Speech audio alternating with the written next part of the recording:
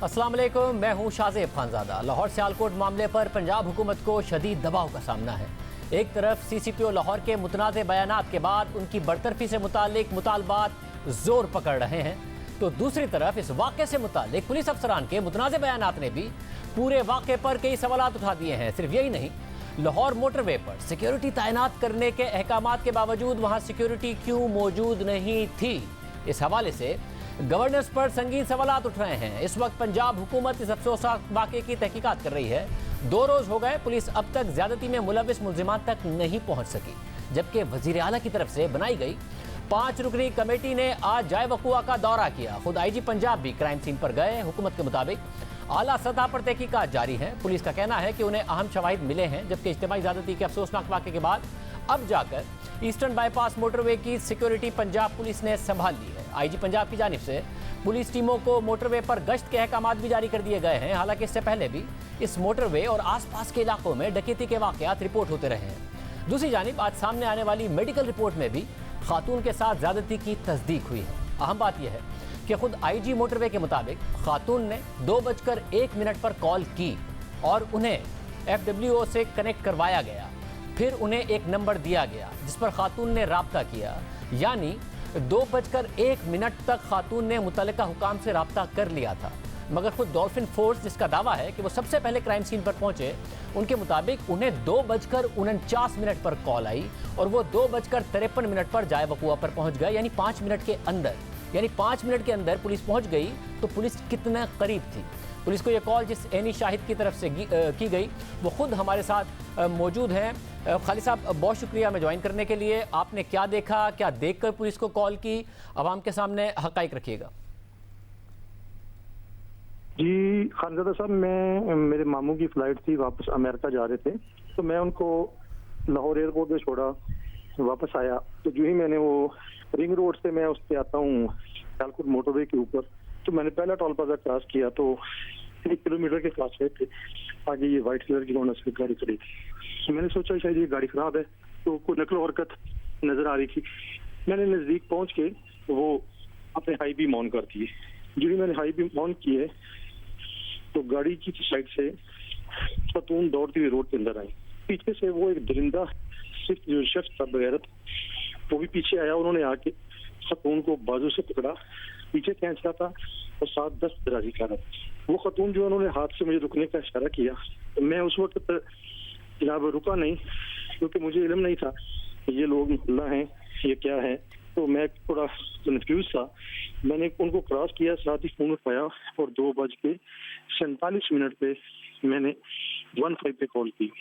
With in 5 minute आगे से 15 वालों ने रिस्पॉन्ड किया और फोर्स वहां पे पहुंच गई। उन्होंने मुझे फोन किया, लोकेशन पूछी, मैंने उनको लोकेशन बताई और उन्होंने इनको जनाब ढूंढना शुरू कर दी। तो मुझे फिर वो कंटिन्यूस मुझे पुलिस की कॉल्स आती रही कि ये आपने जनाब सर किधर देखा, क्या देखा। तो मैंने उनको बताया यार कि ये जो ही आप टोल प्लाजा क्रॉस 1 किलोमीटर आगे वाइट कलर की होंडा सिविक गाड़ी खड़ी है, वहाँ पे खातून थी जिनको वो इंस्पेक्शन के साथ दस्तराजी कर रहा था और उनको खींच रहा था, तो आप काइंडली उनकी हेल्प करें।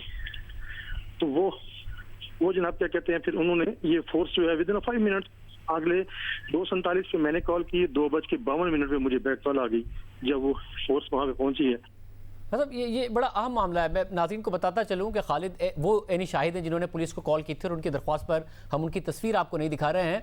यानी जब आपने कॉल की, उसके बाद पुलिस पहुंची और पुलिस ने आपको वापस कॉल की वहाँ पर पहुँच, यानी पुलिस इतनी करीब थी कि 5 मिनट के अंदर वहाँ पर पहुँच गई थी। सर जी, जब मुझे कॉल आई है, मैंने वो टाइम आपको बता रहा हूँ कि जो मैंने अपने स्क्रीनशॉट लिए कि मैंने 2:47 पे कॉल की और 2:52 पे मुझे वापस कॉल आती है पुलिस फोर्स के किसी जवान की कि जनाब हम मौका पे पहुंच गए हैं, तो आप हमें लोकेशन बताएं। तो मैंने उनको बताया कि ये क्या कहते हैं, टोल प्लाजा क्रॉस करें तो आगे ये गाड़ी खड़ी है, उस गाड़ी में जो खातून है उनके साथ जुल्म हो रहा है, तो आप उनकी हेल्प करें। तो ये टोटल टाइम था जो 2:52 पे मुझे पहली कॉल आई है। इसके बाद मैं जारी बात है खुद कंफ्यूज था। मैं वहाँ से स्पीड से गाड़ी अपनी चलाता आया, तो मेरा छोटा भाई है, उसने मुझे यूके से कॉल की। उसने मुझे कहा क्या बात है, परेशान है। मैंने कहा यार ये मैंने मामला देखा। उसने कहा कि आप आवाज मख्त नहीं हो, अपने आप को कंट्रोल करें, नॉर्मल रह के ड्राइव करें और अपना एक्सीडेंट ना कहीं कर लें। तो वो बिल्कुल सुनसान जगह है जो ये जो सियालकोट लाहौर मोटरवे है, जो यहाँ वहाँ से आते हैं निकलते हैं, तो आगे रात को तो बहुत ही ज्यादा सुनसान है, दिन के टाइम भी सुनसान है, पर रात को ज्यादा है कि क्या कहते हैं कि पता नहीं चलता कि ये जनाब क्या कहते हैं, अल्लाह ना करे अगर कोई आपका उधर कोई गाड़ी खराब हो जाती है, फ्यूल क्या कहते हैं खत्म हो जाता है, या टायर पंक्चर हो जाता है, या बरस्ट कर जाता है, तो वहाँ आपके पास कोई और सोर्स नहीं है मास वाइज के कि कोई आपका जानने वाला, कोई आपके रिलेटिव्स में जो आपके पास पहुंचे। मैंने जब रात को वहां से आया हूँ, जब मैंने हाई बीम ऑन किया तो मैंने बच्चे नहीं देखे इनके, तो मैंने सिर्फ वो खतून जो सामने आई मैंने उन्हीं को देखा, और वो जो शख्स जो उनको जनाब पहुंच रहा था, और एक वो था जो गाड़ी के पीछे से लग। साहब, और ज़ाहिर आपने एक जिम्मेदारी का काम किया कि आपने 15 को उस वक्त कॉल किया, क्योंकि उससे पहले जो खातून ने कॉल की थी उसके रिस्पांस में नहीं आई थी फोर्स। अब आप गुजर रहे थे, आपके जहन में क्या ख्याल आया, आपने रुकने का नहीं सोचा? मेरे जहन में एक लम्हे के लिए आया कि शायद ये आपस में का कोई फैमिली मैटर होगा, तो जिस तरह से तो वो एक्ट कर रहा था ना, तो मैंने सोचा यार कि अगर फैमिली मैटर हो तो जिस तरह से एक्ट कर रहा है ऐसा नहीं हो सकता। तो फिर मैंने जो सर उस वक्त मैंने मुनासिब समझा वो यही था कि एक जिम्मेदार शहरी जो पाकिस्तान के होने के नाते मैंने 15 पे शहरी तौर पर कॉल किया और उनको इन्फॉर्म किया। और आपने बताया कि आपको पुलिस की भी वापस मुसलसल कॉल आ रही थी। जब आपने कॉल कर दी तो पुलिस ने बताया कि कितने बजे वो खातून उनको मिल गई थी, ये आपको बताया जब पुलिस कॉल कर रही थी बार बार? नहीं, मुझे खतून रिकवर के लिए जनाब मुझे उन्होंने कॉल पे नहीं बताया कि खतून को रिकवर कर लिया, पर जो उसकी लड़के की मैंने स्टेटमेंट सुनी है, तो वो आज जो थे एसपी ट्रांजिट थे रूमी साहब, उनकी मुझे जाजिब रूमी साहब की मुझे कॉल आई कि हमने 3 बजे तक रिकवर कर लिया था खतून को। बहुत शुक्रिया, खालिद साहब हमारे साथ मौजूद थे, यानी शाहिद हैं। जब इन्होंने फ़ोन किया तो 4 से 5 मिनट के अंदर अंदर पुलिस पहुंच गई। ये बात वाज़े हो गई है कि खातून की तरफ से 130 पर फ़ोन करने के बाद कोई एक्शन नहीं लिया गया, बल्कि जब खातून पर हमला किया गया, उन्हें गाड़ी से बाहर निकाला गया, उस वक्त रास्ते से गुजरने वाले ये ऐनी शाहिद हैं, इन्होंने फ़ोन किया तो फिर 5 मिनट के अंदर अंदर पुलिस वक़वा पर पहुंची, यानी पुलिस बहुत नज़दीक थी। ये वाक़या टोल प्लाजा से 1 किलोमीटर की दूरी पर हुआ। तो खातून की तरफ से 2:01 पर कॉल करने के बाद फौरी तौर पर कुछ क्यों नहीं किया गया? जो मुतासरा खातून है उनका बयान भी इस सारे के सारे मामले से मिलता है, जो कि ऐनी शाहिद बता रहे हैं, या फिर कल हमारे प्रोग्राम में आईजी मोटरवे ने बताया कि उनके फ़ोन के बाद कई मिनट तक पुलिस नहीं पहुंच सकी, काफ़ी वक्त तक पुलिस नहीं पहुंच सकी। इस हवाले से सीनियर सहाफ़ी फरिया इदरीस की मुतासरा खातून से बात हुई है। मुतासरा खातून ने उन्हें क्या बताया है, क्या उन पर बीती, ये ज़रा सुनिए। वो अपनी फैमिली फ्रेंड्स की तरफ थी, और ये रूट वो बताती है कि क्योंकि लाहौर से गुजरावाला में जहाँ पर वो मौजूद थी उस वक्त, वो 30-40 मिनट्स में पहुँच जाती होती हैं यूजली। सो जहन में यही बात थी। हालांकि फैमिली ने उनको ये गाइडलाइंस दी कि आप फजर के बाद चले जाओ, अभी इस वक्त ना जाओ, देर हो गई है, जो कि हमारा रिवायती तरीक़ाकार है। ऑब्वियसली हर कोई ये प्रिकॉशन लेता है, लेकिन उसने ये समझा कि मैं पहले भी यहाँ पे आती रहती हूँ, तो कभी जहन में ऐसी बात नहीं होती। मसला ये हुआ था पेट्रोल का, और वो भी जहाँ तक उनकी फैमिली और सबको उनको देख अंदाजा हो रहा है, she is an educated person, उन्हें अच्छे तरीके से पता है कि पेट्रोल डालना है, बट एक बुरा वक्त है जो किसी पर किसी वक्त भी आ सकता है। तो शी सेज कि वो बिल्कुल शॉक हो गई जब उन्होंने देखा कि पेट्रोल नहीं था, और फौरन उन्होंने ये समझा कि पहले ख्याल आया कि उस फैमिली को कॉल कर दें जहाँ वो गई हुई थी डिनर पर, मगर फिर उन्होंने सोचा कि उनकी वालिद की तबीयत खराब हो जाती है, वो हार्ट पेशेंट है, उनको ना तंग करूं, पहले मैं वहां से देर से उठी हूँ। So out of goodness of her heart उन्होंने उन्होंने कहा मोटरवे पुलिस तो पेट्रोल कर रही होती है, वो आ जाएंगे फौरन, आपका हमारा भी तजर्बा यही है कि ऐसे ही होता है। और उसने उनको बताया कि मैं अकेली हूँ, मेरे साथ बच्चे हैं, और मैंने अपनी गाड़ी लॉक कर ली है, ये और लोकेशन भी दी। सो मेरे लिए कंसर्न, यकीनन एज ए जर्नलिस्ट मैं ये सवाल उठाना चाहती हूँ कि ये जब उसने अपनी डिटेल्स दी हैं, तो क्या ऐसा तो नहीं है, इट्स अ पॉसिबिलिटी कि उनकी जो डिटेल्स हैं वो कहीं से लीक हुई हैं वहाँ पर? फिर उस कॉल के जवाब में कोई नहीं आया। वो जो बताती हैं कि जो पहली हेल्प आई है वो डॉल्फिन फोर्स की है। ऑब्वियसली जब वो खातून मिली तो वो इस कदर डरी हुई थी कि वो पुलिस फोर्स से भी बात नहीं करना चाहती थी। वो लगा कि उसको मारने के लिए आए हैं, और मुझे शायद ये बात कही है कि मैं कोई बात कहीं नहीं करूँगी, आप मुझे मारिए मत। सो ट्रॉमेटाइज, अब मैं क्या बताऊँ, ये एक तकलीफ दे बात है। और जो बड़ी अहम बात है, उनको पता था कि ये अकेली है। कैसे उनको आते ही उन्होंने शीशे तोड़े हैं, पहले खोलने की कोशिश की गाड़ी को, आते ही उस पर अटैक किया, उसके बच्चों को ज़ुकोब किया, उसको क्या, वो एक माँ थी, वो जो भागी है उनके पीछे, एक माँ भागी अपने बच्चों को बचाने के लिए। और वहाँ पर भी रास्ते में अपने बच्चों का दिल बहलाती रही है, कलमा पढ़ती रही है। इसने 2 कॉल्स की हैं पुलिस को।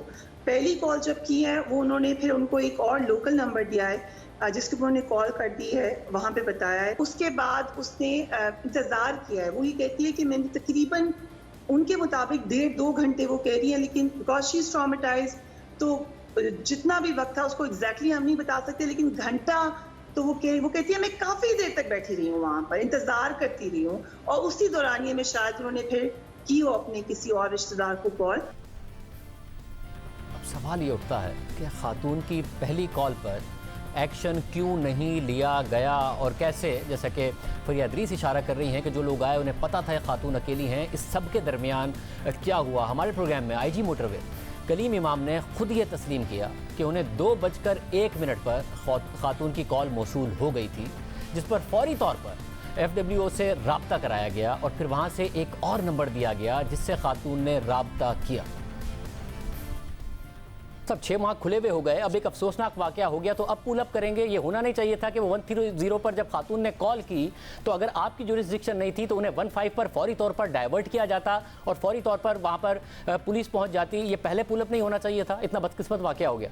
जी शादिर, ये ऐसा हुआ है कि 2:01 पे कोई कॉल आई है हमारे 130 पे और खातून ने ये बताया कि वो यहाँ हैं और फिर उनकी लोकेशन मालूम की गई, ये जो लिंक रोड है और साथ में काला शाह काकू और ये लाहौर सियालकोट वाली। जब उन्होंने लोकेशन बताई तो उन्होंने ऑफिसर ने वहाँ बताया कि जो आप बता रही हैं ये हमारी जुरिस्डिक्शन नहीं है, लेकिन साथ ही उन्होंने फौरन FWO से रब्ता किया 0309 पे। FWO को एक बड़ा प्रॉम्प्ट रिस्पॉन्स था। खातून की उसी वक्त लाइव रिकॉर्डिंग में ही उस खातून की बात कराई गई FWO के ऑफिशियल से, जो मेंटेनेंस का वहाँ जिनकी रोल है। उन्होंने भी इमीडिएटली उनको एक नंबर दिया जिस पे खातून ने आगे रब्ता किया। ये 2:01 पे हुआ है, यानी हमारे पास कॉल आई है, हमने उस पर लैक्सिटी कोई नहीं शो की। हमने आपने जिस तरह कहा हमने फौरन जो कंसर्न फोरम था उसको बताया और उन्होंने भी एक्शन लिया। यानी आईजी कलीम इमाम ने खुद कहा कि खातून ने 2:01 पर कॉल की, जिसके बाद उन्हें FWO से कनेक्ट किया गया, एक नंबर दिया गया जिस पर खातून ने रब्ता किया। खातून खुद भी यही बता रही हैं, यानी 2:01 पर खातून मुतल्लिका हुकाम से रब्ता कर चुकी थी मगर कोई नहीं आया।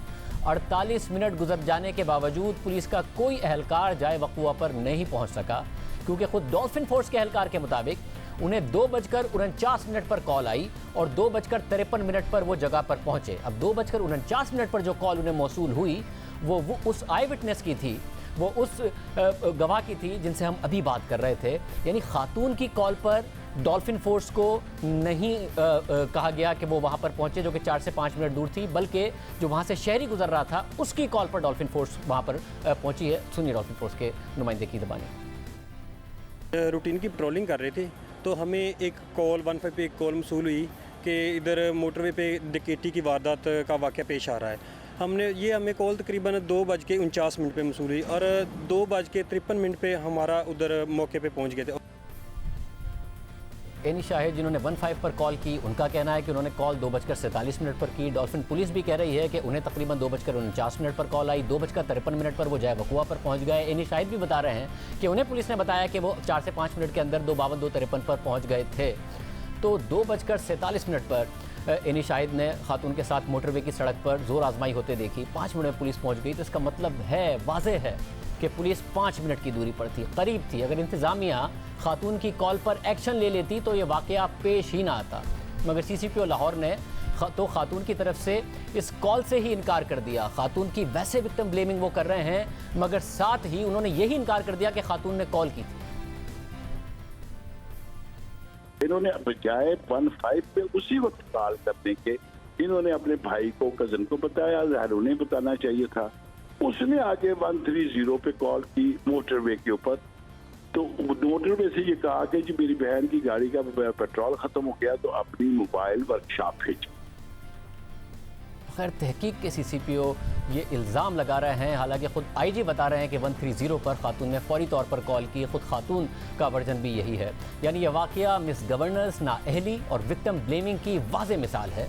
लेकिन जिस जगह पर यह वाक़या हुआ, कि क्या ये वो वाहिद वाक़या था? जिस मकाम पर यह वाक़या पेश आया, कि इससे मुताल्लिक इंतज़ामिया के पास पहले से शिकायत मौजूद थी या नहीं? अगर मौजूद थी तो वक्त पर एक्शन क्यों नहीं लिया गया? इस हवाले से हक़ाइक़ का जायज़ा लेते हैं। लाहौर सियालकोट मोटरवे पर खातून से ज़्यादती का वाकया 9 सितंबर को पेश आया और ये मोटरवे इस वाक़े से 6 महीने पहले यानी मार्च 2020 को फंक्शनल हो गया। मगर जून 2020 को ही इस मोटरवे की सिक्योरिटी से मुतालिक खुद इंतज़ामिया ने खदशात का इजहार किया और ठोस इकदाम उठाने का मुतालबा किया, मगर उस पर कोई अमल दरामद नहीं हो सका। रोजनामा डॉन में 14 जुलाई 2020 को शाया होने वाली खबर के मुताबिक लाहौर सियालकोट मोटरवे मुसाफिरों के लिए एक खतरनाक जोन बन गया है। यहाँ रोड एक्सीडेंट्स का मसला है और कानून नाफिज करने वाले इदारों की अदम मौजूदगी में इस रूट पर जराइम के वाकयात मामूल की बात बन गए हैं। खबर के मुताबिक गुजरावाला के रीजनल पुलिस ऑफिसर रियाज नज़ीर ने तजवीज़ दी है कि इस मोटरवे पर खराब सिक्योरिटी और रोड सेफ्टी को बेहतर बनाने के लिए उस वक्त तक पंजाब हाईवे पुलिस की तैनाती को यकीनी बनाया जाए जब तक बाकायदा मोटरवे पुलिस यहां पर फंक्शनल नहीं हो जाती, फंक्शन करना शुरू नहीं कर देती। खबर के मुताबिक रियाज नज़ीर ने पंजाब के आईजी को भी खत लिखा और इस बात पर जोर दिया कि जल्द अज जल्द मोटरवे पुलिस की तैनाती को यकीनी बनाया जाए। यानी जबकि पंजाब के पुलिस चीफ ने फिर नेशनल हाईवे और मोटरवे के आईजी को दरख्वास्त की कि वो लाहौर सियालकोट मोटरवे पर पेट्रोलिंग के इन तमाम मैकेनिज्म को लागू करें जो दीगर मोटरवेज पर लागू हैं, ताकि बिगड़ते हुए सिक्योरिटी मामला पर काबू पाया जाए। खबर के मुताबिक गुजरावाला के पुलिस अफसर ने जून को ही अपने आरपीओ को मोटरवे पर बढ़ते हुए संगीन इल्जामात के हवाले से आगाही फराम कर दी थी। सिर्फ यही नहीं, खबर के मुताबिक सियालकोट और पुलिस और गुजरात के ताजिरों तक ने सीनियर पुलिस अफसरान को, डिविजनल इंतजामिया को रोड की अदम सेफ्टी और मोटरवे पर पुलिस की अदम पेट्रोलिंग से मुतालिक आगाह कर दिया था। खबर के मुताबिक गुजरावाला के एसपी ने मोटरवे पर सिक्योरिटी की निशानदही की, सिक्योरिटी लैप्सेस की निशानदही की, क्योंकि कानून नाफिज करने वाले इदारों की तरफ से वहां पेट्रोलिंग का कोई निज़ाम नहीं था।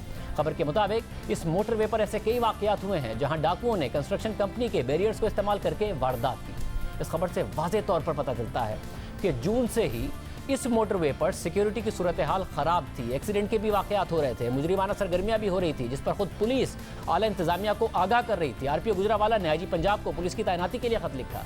आईजी ने मोटरवे के आईजी को तमाम पेट्रोलिंग मैकेनिज्म लागू करने के लिए खत लिखा।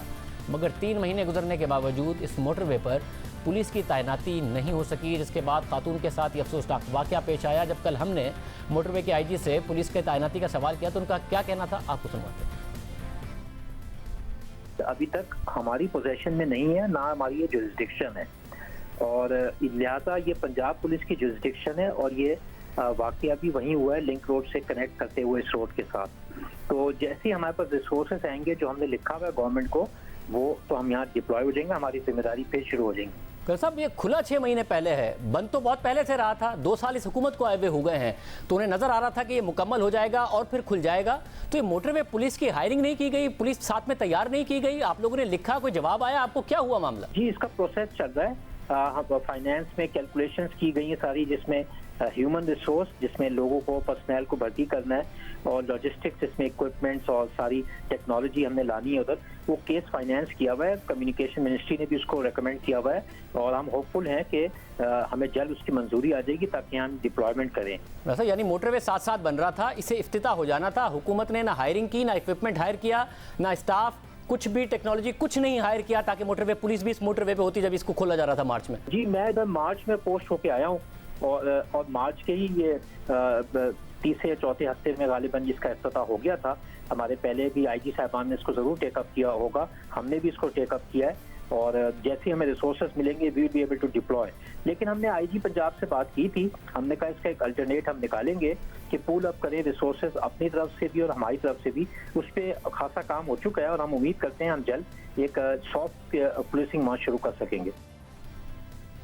एक मोटरवे जिसे फंक्शनल हुए 6 महीने हो चुके हैं, वहाँ पुलिस पेट्रोलिंग नाम की कोई चीज़ नहीं थी, मुसलसल जराइम के वाकयात रिपोर्ट हो रहे थे, खुद पुलिस कह रही थी कोई ठोस इकदाम नहीं किए गए। मगर इस बैड गवर्नेंस पर जब वाकया हुआ तो सीसीपीओ लाहौर ने पहली जिम्मेदारी खातून पर आयद की। उनके हवाले से फिर गलत बयानी भी की कि उन्होंने तो फ़ोन कॉल की ही नहीं थी, जो खुद मोटरवे के आईजी ने बताया कि 2:01 पर की थी। एक अलग से तनाज़ा खड़ा हो गया है कि जो शख्स इस केस की तहकीकात कर रहा है, इस तहकीकात को लीड कर रहा है, उसकी मुतासरा खातून से मुतालिक क्या राय है कि वो घर से ना निकलती, बच्चों को लेकर ना निकलती, पेट्रोल चेक कर लेती, साथ में गलत बयानी की कि उन्होंने कॉल ही नहीं की थी। सीसीपीओ के माजी के हवाले से अहम हक़ाइक़ सामने आए हैं। एक आईबी रिपोर्ट का जिक्र हुआ था, आज हम आपके सामने उसके मंदरजात रखेंगे, जिसकी बुनियाद पर वज़ीर आज़म ने उन्हें तरक्की नहीं दी थी, मगर फिर भी सीसीपीओ लाहौर लगाया। क्या उस रिपोर्ट पर लिखा है आपके सामने रखेंगे ब्रेक के बाद।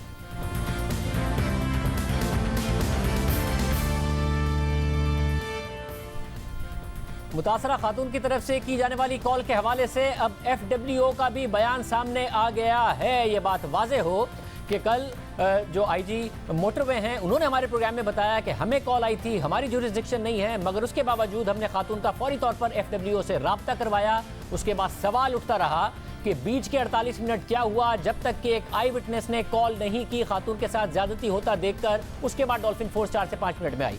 अब FWO का जवाब सामने आया है।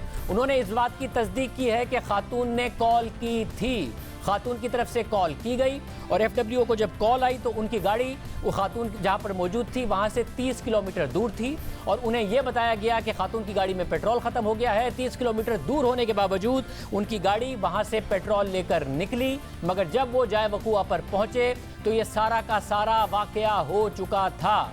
यानी FWO भी इस बात को कंफर्म कर रहा है कि खातून की तरफ से कॉल की गई थी। कल IG मोटरवे ने बताया कि उनकी जो कॉल आई वो FWO को ट्रांसफर कर दी गई थी। FWO कंफर्म कर रहा है कि उनकी गाड़ी 30 किलोमीटर दूर थी और वो ये पेट्रोल लेकर निकले, मगर जब तक पहुंचे तो ये वाकया हो चुका था। साथ में FWO का कहना है कि हमारा काम सड़कें बनाना है और साथ में जब हम टोल लेते हैं वो रिपेयर और मेंटेनेंस के लिए लेते हैं, वो टोल हम सर्विसेज और सिक्योरिटी के लिए नहीं लेते। सर्विसेज और सिक्योरिटी दूसरे इदारों की जिम्मेदारी है। खातून की तरफ से कॉल की गई, ये FWO भी कंफर्म कर रहा है, ये भी कंफर्म कर रहे हैं कि हमें पेट्रोल का कहा गया था और वो 30 किलोमीटर दूर हमारी गाड़ी लेकर निकली थी। यानी खातून ने कॉल की, पहले मोटरवे पुलिस को की, फिर FWO से भी उन्होंने बात की। 3 से 4 मिनट के फासले पर 15 मौजूद थी। इदारों की अगर कोऑर्डिनेशन होती तो उनकी मदद की जा सकती थी। FWO के ज़राए अब हमें ये बात बता रहे हैं और CCPO लाहौर की तरफ से कह दिया गया कि खातून ने कॉल की ही नहीं थी। हर तरफ से अब नजर आ रहा है कि 2:01 पर खातून रब्ता कर चुकी थी। CCPO लाहौर उमर शेख के मुतासरा खातून को ही कसूरवार देने के बयान ने नया तनाज़ा खड़ा कर दिया है, मगर अभी उनकी तैनाती का तनाज़ा बरकरार है। अब तक जो तफसीलात सामने आ रही हैं वो तहरीक इंसाफ की तरफ से उन्हें CCPO लाहौर तैनात करने के फैसले पर सवाल उठा रही हैं, क्योंकि इंटेलिजेंस ब्यूरो ने अपनी रिपोर्ट में उमर शेख को माली और इखलाकी तौर पर करप्ट करार दिया था और ये रिपोर्ट हुकूमत के इल्म में थी और इस रिपोर्ट पर सिलेक्शन बोर्ड ने उन्हें तरक्की ना देने की सिफारिश की थी। इसके बावजूद हुकूमत ने उन्हें लाहौर जैसे अहम शहर की पुलिस की सरबराही दे दी। आज द न्यूज़ में एडिटर इन्वेस्टिगेशन अंसार अब्बासी की खबर शाया हुई है, जिसके मुताबिक लाहौर के CCPO उमर शेख ने जुमेरात को अंसार अब्बासी को IB की रिपोर्ट भेजी। वो रिपोर्ट जिसमें उन्हें इखलाकी और माली तौर पर करप्ट बताया गया है। रिपोर्ट के साथ CCPO ने वॉइस नोट भी भेजा और कहा कि इसे अखबार में शाया कराया जाए। उमर शेख का यह जवाब उस वक्त आया था जब अंसार अब्बासी ने उमर शेख को कहा कि IB की रिपोर्ट उस वक्त तक नहीं शाया करेंगे जब तक आप अपना मुकम्मल मौक़िफ़ नहीं पेश करेंगे। और जब CCPO ने यह IB रिपोर्ट अपने एक ऑडियो नोट के साथ शेयर कर दी तो अंसार अब्बासी ने उनसे पूछा कि आपका मौक़िफ़ इस ऑडियो नोट में मौजूद है तो मेरे लिए ये ठीक है। उमर शेख ने जवाब दिया, जी यही मेरा मौक़िफ़ है, अगर आपके पास कोई और सवाल है तो पूछ लें। एक बार फिर उनसे पूछा गया कि तो क्या मैं IB रिपोर्ट आपके इसी मौक़िफ़ के साथ शाया कर दूं? तो उमर शेख ने जवाब दिया, जी प्लीज़। खबर के मुताबिक द न्यूज़ के पास ये IB रिपोर्ट पहले से थी, लेकिन इदारे ने इसका मवाद CCPO के मौक़िफ़ के बगैर शाया ना करने का फैसला किया था, क्योंकि ऐसा करना उमर शेख के लिए नुकसानदेह होता। IB की रिपोर्ट में उमर शेख की साख के हवाले से लिखा है कि वो माली और इखलाकी तौर पर एक करप्ट शख्स हैं। उनकी उमूमी शोहरत भी करप्ट बयान की गई है। रिपोर्ट में कहा गया है कि अवाम के साथ उनका रवैया ठीक है, लेकिन अपने साथियों के साथ रवैया गैर मुहज़्ज़बाना है। रिपोर्ट के मनफी मुशाहिदात के खाने में लिखा है कि रिश्वत या फ़ायदा उठाने के लिए उमर शेख अपने इख्तियारात का गलत इस्तेमाल कर सकते हैं। इसके बाद IB रिपोर्ट ने अपनी रिपोर्ट में लिखा है कि ये अफसर 14 सितंबर 2006 से 20 अगस्त 2007 तक DPO सरगोदा थे। वो माली फ़वाइद के लिए करप्शन में मुलविस रहे। वो DSP सिटी का सहारा लेते और रिश्वत लेने के बाद SHOs को अपनी सिफारिश पर मुकर्रर कराते थे। रिपोर्ट में कुछ SHOs का नाम भी लिया गया है। इल्ज़ाम है कि SHOs ने उमर शेख को 1 लाख रुपए माहाना DSP के जरिए पहुंचाए। रिपोर्ट में कहा गया है कि अफसर की साख ये है, उमर शेख की साख ये है कि वो माली और इखलाकी लिहाज से करप्ट हैं। अपने फ़राइज़ मनसबी अंजाम देने और मसाइल के हल में उनकी कोई दिलचस्पी नहीं और वो ज़्यादा वक्त जुआ खेलने में सर्फ करते हैं। और रिपोर्ट के आखिर में लिखा है कि उमर शेख फिलवक्त RPO DG खान है। खबर के मुताबिक CCPO लाहौर ने द न्यूज़ के भेजे गए अपने वॉइस नोट में दिए गए मौक़िफ़ में कहा कि कि सबसे पहले तो इस रिपोर्ट में उनके वालिद का नाम नहीं लिखा गया, जिसका मतलब यह है कि आईबी को उनके वालिद का नाम तक मालूम नहीं है। उमर शेख ने दनीश को बताया कि दूसरी बात, रिपोर्ट में मेरे बेटों का हवाला भी गलत लिखा गया। इसके अलावा शेख ने दावा किया कि ये रिपोर्ट आईबी ने 2006 में तैयार की थी, जिसे सिलेक्शन बोर्ड में 2013 में पेश किया गया, जब उन्हें 19 से 20 ग्रेड में तरक्की के लिए गौर किया जा रहा था। मगर इस रिपोर्ट के बावजूद मुझे बोर्ड ने तरक्की दी और डीआईजी लगाने की सिफारिश की। उमर शेख ने दावा किया कि मुझे तरक्की देकर डीआईजी बनाया गया क्योंकि उस वक्त के सिलेक्शन बोर्ड के चेयरमैन ने आईबी रिपोर्ट को कचरा करार देकर मुस्तरद कर दिया था और कहा था कि उमर शेख ने मेरे मातहत 2 अजला में काम किया है और वो मुझे जानते हैं। खबर के मुताबिक यहाँ ये बात गौर तलब है कि उमर शेख कह रहे हैं कि आईबी की रिपोर्ट 2006 में तैयार की गई थी, लेकिन इस रिपोर्ट में ना सिर्फ उमर शेख के डीपीओ सरगोदा तैनाती का जिक्र किया गया है, बल्कि इस रिपोर्ट में बताया गया है कि उमर शेख फिल वक्त आरपीओ तैनात हैं और ये वो ओहदा है जो उन्हें 2018 और 2019 में मिला था। ये थी आईबी की रिपोर्ट और इस पर सीसीपीओ का रद्द-ए-अमल। ये रिपोर्ट उस वक्त तैयार की गई जब सिलेक्शन बोर्ड उमर शेख की 21वें ग्रेड में तरक्की का मामला देख रहा था और फिर बोर्ड ने भी अपनी रिपोर्ट में उमर शेख को तरक्की ना देने की सिफारिश की। फिर खुद वज़ीर आज़म इमरान खान ने इस सिफारिश को मंजूर किया और उमर शेख को तरक्की ना देने का फैसला किया। मगर फिर वफाकी हुकूमत के एक मुशीर की सिफारिश पर वज़ीर आला पंजाब ने उन्हें सीसीपीओ लाहौर तैनात कर दिया। ये बेनसार अब्बासी की एक रिपोर्ट में आया और तैनाती के बाद उमर शेख ने आईजी के खिलाफ मीटिंग में बातें की, जिसके बाद आईजी शुएब दस्तगीर नाराज़ हुए और उन्होंने इंक्वायरी का मुतालबा किया, मगर हुकूमत ने आईजी शुएब दस्तगीर को ही ओहदे से हटा दिया। इंटेलिजेंस ब्यूरो की रिपोर्ट को भी अहमियत नहीं दी और फिर एक दिन के बाद जिस खातून के साथ ज्यादती हुई उस खातून के खिलाफ बार बार बातें की, मगर फिर भी हुकूमत ने उन्हें ओहदे से हटाने से इनकार कर दिया और कहा कि ये गैर ज़रूरी तनाज़ा है। उमर शेख ने बात करके कोई कानून नहीं तोड़ा तो उन्हें क्यों हटाया जाए। आईबी की रिपोर्ट थी जिस पर उन्हें 20 से 21 ग्रेड पर इस खुद हुकूमत ने तरक्की नहीं दी, फिर सीसीपीओ लाहौर लगाया। आज जब इस हवाले से शहजाद अकबर साहब से सवाल हुआ इस रिपोर्ट के हवाले से, देखें उन्होंने क्या जवाब दिया। आईबी की रिपोर्ट को सिर्फ आईबी ओन कर सकती है, ना उसको उमर शेख एक्सेप्ट और डिनाई कर सकता है, ना शहजाद इकबाल कर सकता है, ना शहजाद अकबर कर सकता है। हम इस बात के ऊपर जितनी भी बहस कर लें इसका नतीजा यही निकलेगा कि अगर इस किस्म की कोई आईबी की रिपोर्ट है तो वो आईबी को ओन करनी होगी और वो उस अप्रोप्रिएट फोरम में जो जिस जगह पे ये फैसले होते हैं वहाँ रखनी जाएगी।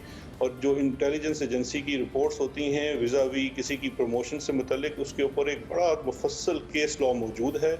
अगर आप कहेंगे तो हम वो पूरा केस लॉ निकाल के ले आएंगे, आपके सामने रख देंगे, उसमें बहुत सारी आरा होती हैं, तो ऐसी ये बात हरगिज़ नहीं है। मगर उस्मान बुज़दार के लिए वज़ीर आज़म आईबी की रिपोर्ट्स पर कितना यकीन रखते हैं, देखिए। ये 2 साल हो गए हैं उस्मान के ऊपर, कोई कभी कुछ कहता है कभी कुछ कहता है। आईबी से मैं एक एक चीज़ को चेक करवाता हूँ, एक एक जो इसके ऊपर इल्ज़ाम लगा मैं चेक करता हूँ। ये जो इल्ज़ाम लगा इसके ऊपर शराब के लाइसेंस का, ये इतना मजाक है, मुझे तो समझ नहीं आया कि नैब ने ये। अब अगर इसमें से कुछ भी निकला है मैं मान जाऊँ, ये कोई चीज़ है कि जनाब आप वो एक्साइज का काम है वो देना, वो यानी उसके ऊपर उसको नैब पे बुला लिया। मेरे ख्याल में मैं बड़ा इस पर करता हूँ कि चीफ मिनिस्टर के एक बड़े सूबे के चीफ मिनिस्टर को आपने ऐसे बुला लिया और शक पैदा कर दिया। अगर कोई केस तकड़ा है तो सबसे पहले तो मैं उसको कहूँगा उस्मान आप छोड़ें। थोड़ा में ब्रेक शामिल करते हैं।